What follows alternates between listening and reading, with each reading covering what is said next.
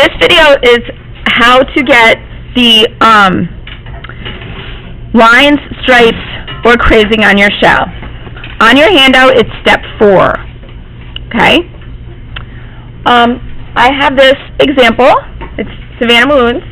Anyway, she is a little bit ahead, and she started by putting in the stripes on her shell.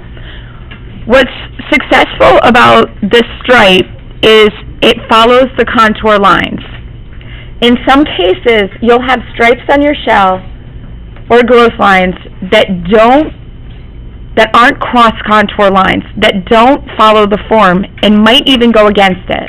If that's the case, my suggestion is fake it. In the end, your goal is to create the illusion of a three-dimensional shell on the flat page. For this demonstration, I'm going to use this orange shell because the form is simple, but the stripes are not. And so this is a stripe demonstration, so I figured it's sort of a good way for me to kind of use a simple form, yet have some complicated line work on it. I'm setting this up in front of me, the way my drawing looks, and at this point, this is how my drawing looks. I'm working on gray paper because through experience I learned that it shows up a little clearer on the screen for everybody to see than the white paper. What I did was I just drew it out real quickly in pencil, put the base coat on, which is pink. See how there's pink in here? And then I used the complement, which is green, for my shadows, and I used yellow for my highlights until I blended the colors back and forth until I developed a solid three-dimensional form on a flat page. You definitely want to get that across first. Okay, you want to do that first. The next step is to draw in your stripes or your growth lines. And like I said, you want to make sure that you're following your form. So the first thing I'm going to do is grab a brown and grab an orange, because there's markings on my shell that are orange. I'm going to set up the shell in front of me. And the next thing I'm going to do is I'm just going to have a good time with this and create my lines that follow the form, just like this.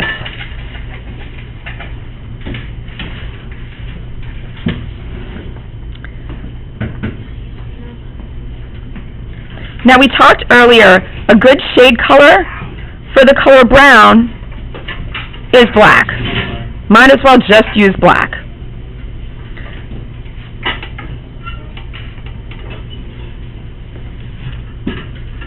A good shade color for the color orange is the complementary color of orange, which is blue.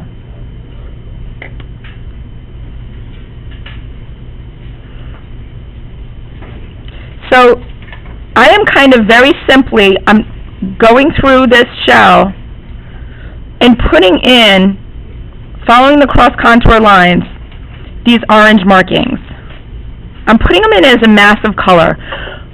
One reason I'm showing you how to do this shell, look at how complicated these orange spots are. I'm just giving an idea of those orange spots. And as I put them in, I'm following the form. Folks, honestly, it should be enjoyable. If you're torturing yourself with placement of these spots or lines, then you need to find a way that makes it kind of work for you. Create the illusion.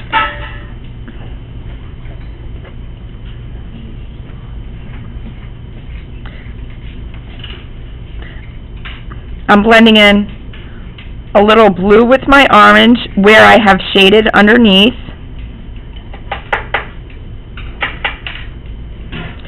And I'm making sure that the orange is my top coat. Reason being, I don't want my blue, really covering my orange fully. Like, see right there, that blue is really making that orange not look orange. I want to create a shade for orange, so I'm going to go back and forth.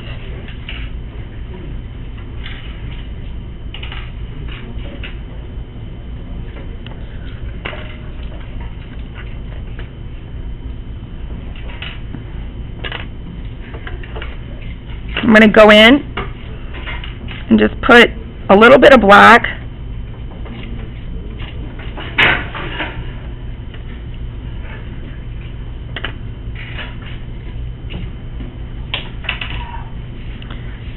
Where my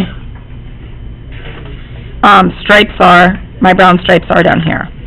If anything seems to fade, like my brown stripes are not showing up at all, so I'm going to go through and kind of go over them again.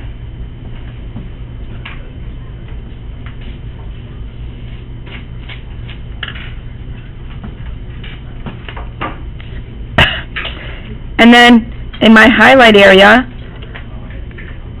I'm going to go back and forth with my colored pencils until I have a yellow-orange. That's going to give my illusion of light.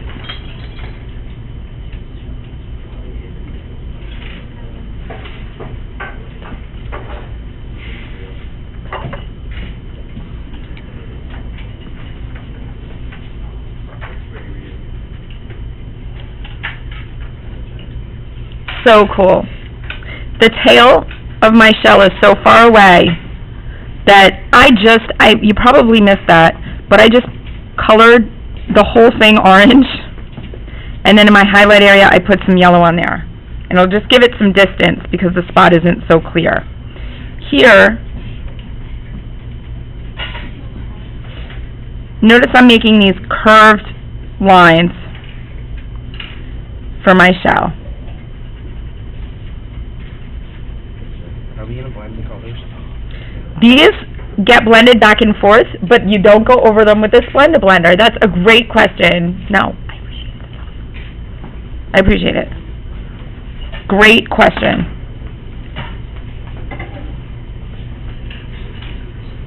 And I'm really getting to the point now that I'm really playing with my cool colors.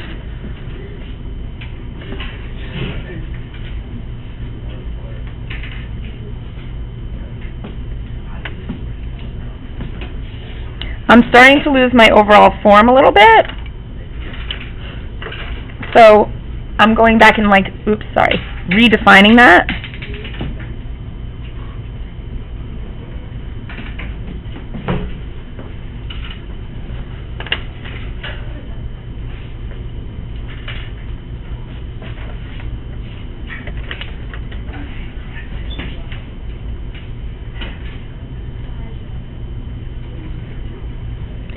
So, a common question might be, if I'm drawing a conch shell, do I have to put in every single brown growth line as an individual line? No. That would be boring and tedious. What I would do, for the folks that have conch shells, and you've got all of these light brown lines, like on white, or dark brown lines on tan, is really go through the lines that are closest to you and put them in as individual lines and fade out as you move back into space. That's one nice thing about working in foreshortening as well. You can really help you can help the viewer really focus in on a certain part of your shell by doing that.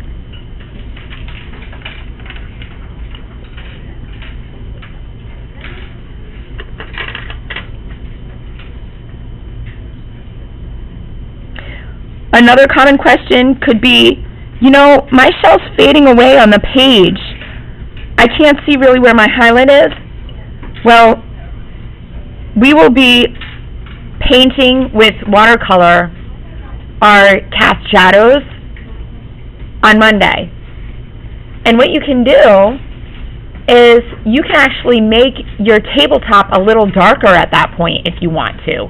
If your shell isn't really showing up really well and it's kind of blending into the background, you can do that. Look really, really cool. If you were working on colored paper, you won't be watercoloring it. It doesn't hold watercolor well. So what I would suggest that you do, and this is for folks with colored paper, is just do like a fade off to give the idea, make sure those lines are parallel, but to give that idea of a tabletop. So this is for all who have colored paper. Okay, so I'm just kind of fading it off. And you can use any color for this.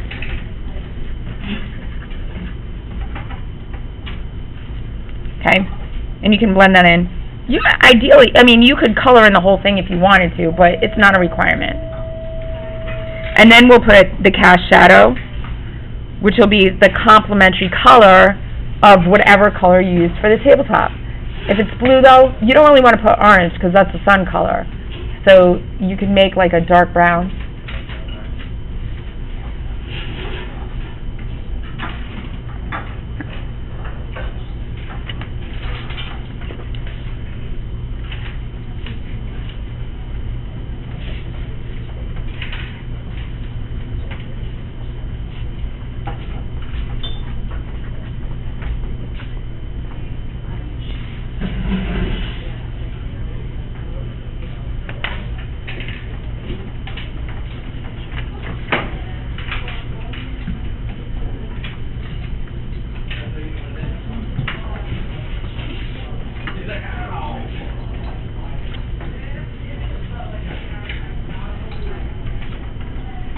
Remember to push those cross contour lines.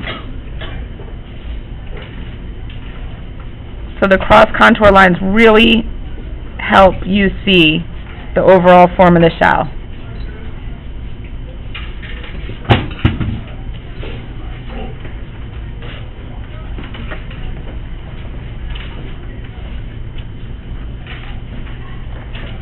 That's it.